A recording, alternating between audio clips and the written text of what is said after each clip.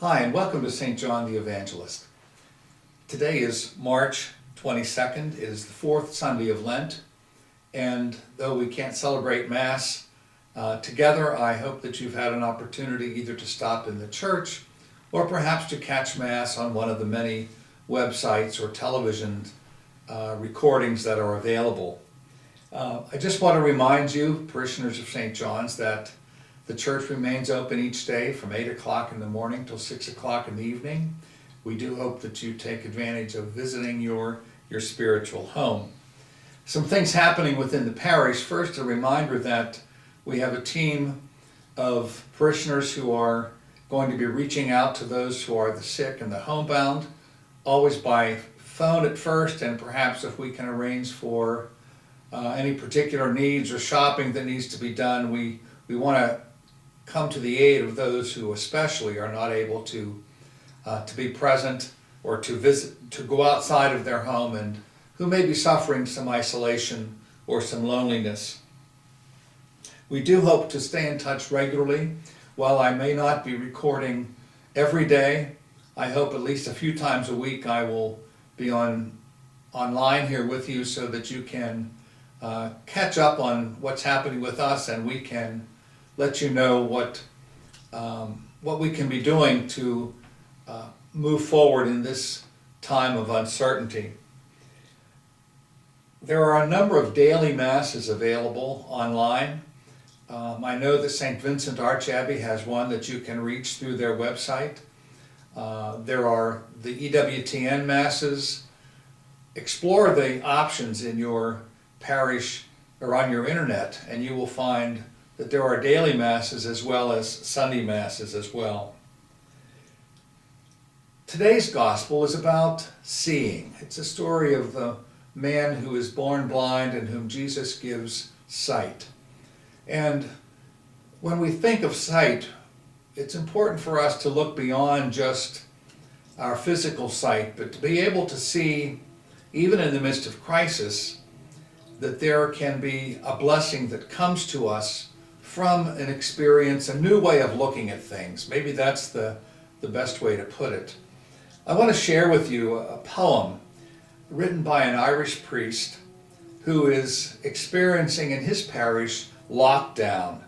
And he invites us to consider just what happens in this experience of being locked down and isolated, and how it can lead us to some hope. It is a poem entitled Lockdown by Brother Richard. Yes, there is fear. Yes, there is isolation. Yes, there is panic buying. Yes, there is sickness. Yes, there is even death. But they say that in Wuhan, after so many years of noise, you can hear the birds again. They say that after just a few weeks of quiet, the sky is no longer thick with fumes, but blue and gray and clear.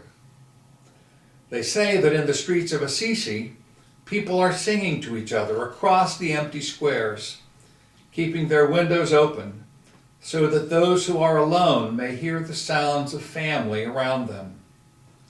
They say that a hotel in the west of Ireland is offering free meals and delivery to the homebound.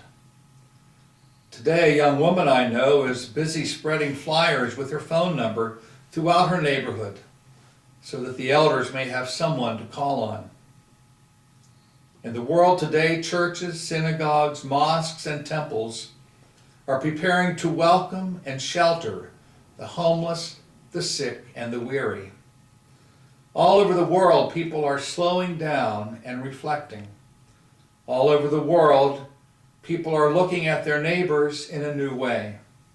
All over the world, people are waking up to a new reality, to how big we really are, to how little control we really have, to what really matters, to love. So we pray and we remember that, yes, there is fear, but there does not have to be hate. Yes, there is isolation, but there does not have to be loneliness. Yes, there is panic buying, but there does not have to be meanness. Yes, there is sickness, but there does not have to be disease of the soul. Yes, there is even death, but there can always be a rebirth of love.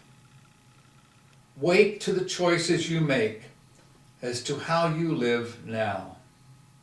Today, breathe. Listen behind the factory noises of your panic. The birds are singing again. The sky is clearing.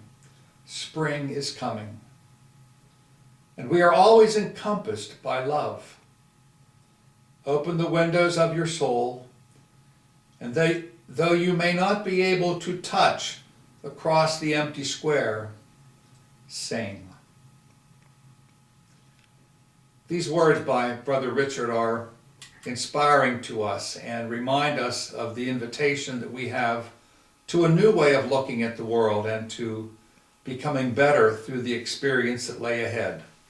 Thank you for tuning in today, and we'll look forward to speaking to you again later in this week. May God bless you.